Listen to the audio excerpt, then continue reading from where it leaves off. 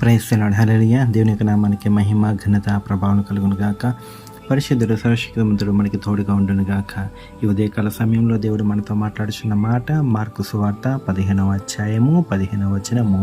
పిలాతు జనసమూహము సంతోషపెట్టుటకు మనస్సు గలవాడి వారికి బరబ్బను విడుదల చేసి యేసును కొరడాలతో కొట్టించి సిలువ వేయనప్పగించెను. హల్లెలూయా. చూడండి, పిలాతు జనసమూహమును సంతోషపెట్టుటకు మనస్సు గలవాడే వారికి ఎవరిని అప్పగించాడు? యూదులు ఎవరిని కోరుకున్నారు? బరబ్బాను. ఈ బరబ్బా ఎవరు? బండిపోటు దొంగ.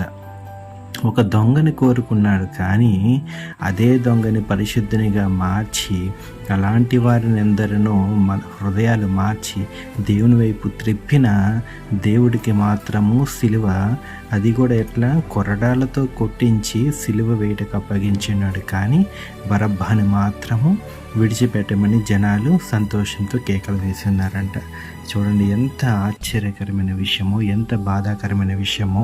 ఒక దొంగ కావాల్సి వచ్చి ఉన్నాడు జనాలకి.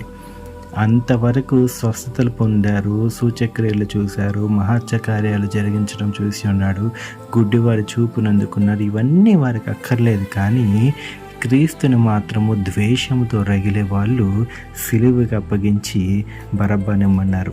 అంటే యూదులందరూ కాదండి. ఇక్కడ ఒకటి జ్ఞాపకం చేసుకోవాలి, యూదులందరూ కాదు. ఎందుకంటే యూదుల్లో చాలామంది క్రీస్తుని అంగీకరించారు, యూదుల్లో చాలామంది క్రీస్తుతో సహాయము పొందినవారే, యూదుల్లో చాలామంది వారి పాపాలను కడుక్కున్నవారే క్రీస్తు నామంలో. కానీ కొంతమంది, అంటే ఎవరైతే పరిసయ్యులు, సద్దుకయ్యులు, మరి ప్రధాన యాజకులు ఉన్నారో వారి జనసమూహం అందరూ కలిసి అది ప్లాన్ చేసి క్రీస్తును సిలువకు అప్పచెప్పి ఉన్నారు.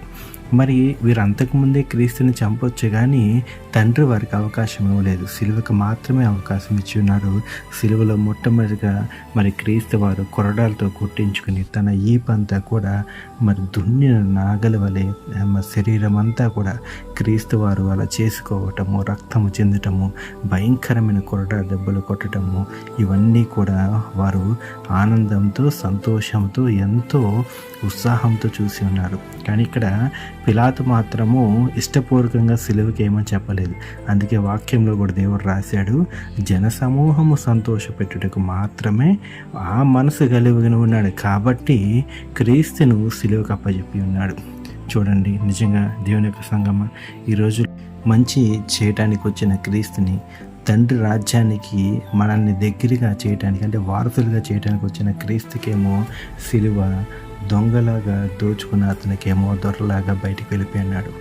లోకము తీరి ఏ రీతిగా ఉన్నదో, కానీ క్రీస్తు వారిని సిలువకు అప్పచెప్పడము ఓ రకంగా సంతోషమే, కానీ ఒక రకంగా ఎంతో బాధాకరము. సంతోషం ఎందుకంటే మనకి ఆయన సిలువ వేస్తేనే మనకి విడుదల, ఆయన సిలువ వేయకపోతే మనకి విడుదల లేదు, మనకి పాప క్షమాపణ లేదు, పాప ప్రక్షాళన మనకి లేదు.